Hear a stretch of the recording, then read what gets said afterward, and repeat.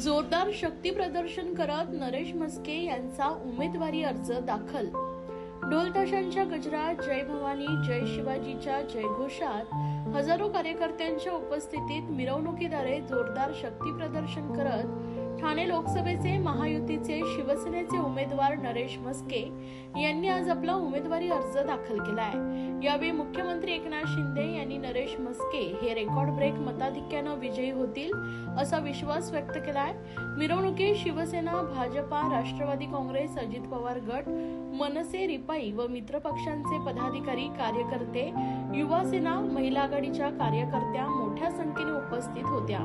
नरेश म्हस्के यांचा निवडणूक अर्ज दाखल करताना मुख्यमंत्री एकनाथ शिंदे, माजी पालकमंत्री आमदार गणेश नाईक, मुख्यमंत्र्यांच्या पत्नी लता शिंदे, खासदार डॉक्टर श्रीकांत शिंदे, आमदार संजय केळकर, माजी खासदार संजीव नाईक, आमदार प्रताप सरनाईक, आमदार निरंजन डावखरे, आमदार गीता जैन, आमदार मंदा म्हात्रे, माजी आमदार रवींद्र फाटक, माजी आमदार संदीप नाईक, शिवसेना उपनेते विजय नाहटा, माजी महापौर मीनाक्षी शिंदे, राष्ट्रवादी काँग्रेसचे नजीम मुल्ला, ठाणे शहर अध्यक्ष माजी खासदार आनंद परांजपे, नवी मुंबई शिवसेना जिल्हा प्रमुख विजय चौगुले, माजी महापौर सागर नाईक, मनसे नेते अभिजित पानसे, रिपाईचे भास्कर वाघमारे आदी मान्यवर उपस्थित होते।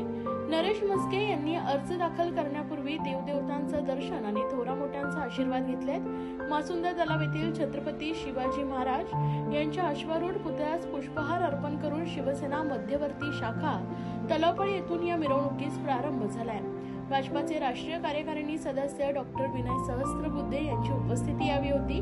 तलावपाळी मार्गे मामलेदार, कोपिनेश्वर मंदिर, सिद्धिविनायक मंदिर, चिंतामणी चौक, आनंद आश्रम येथे धर्मवीर आनंदिके साहेब यांना वंदन करत कोटनाका येथे भारतरत्न डॉक्टर बाबासाहेब आंबेडकर यांना अभिवादन करून ठाणे जिल्हाधिकारी कार्यालयाजवळ मिरवणुकीचा समारोप करण्यात आला आहे। तेव्हा संपूर्ण परिसर भगवमय झाल्याचं पाहायला मिळालंय।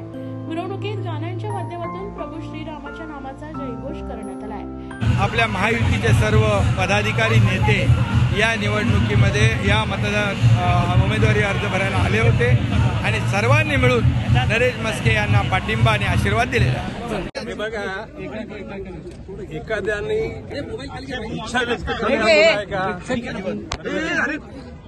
माननीय पंतप्रधान मोदीजींना तिसऱ्यांदा पंतप्रधान बनवण्याकरता एकूण महायुतीच्या सर्व उमेदवारांना निवडून आणण्याची भूमिका घेतलेली असल्या कारणाने नाराजी होती कार्यकर्त्यांमध्ये। ती आस्ते आस्ते आम्ही काढत आणली।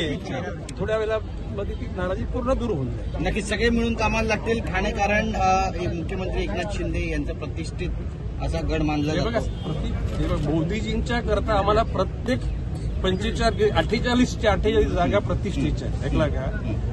ज्या ज्या ठिकाणी कार्यकर्त्याला जबाबदारी, ती कार्यकर्त्याची जबाबदारी पूर्ण करणार आहेत आणि मोदीजींच्या करता सगळे महायुतीचे कार्यकर्ते कामाला लागतील हा विश्वास आम्ही व्यक्त करतो। मुख्यमंत्र्यामुळे हा नाराजी समोर आली होती, त्यामुळे ही ती आली होती, खरं आहे, तुम्ही ते नव्यात काल बघितलं।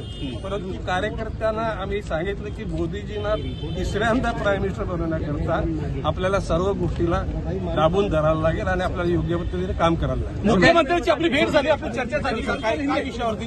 मुख्यमंत्र्यांची आपली भेट झाली, हस्त आंदोलन झालं आणि चांगलं काम करायचं ठरलं।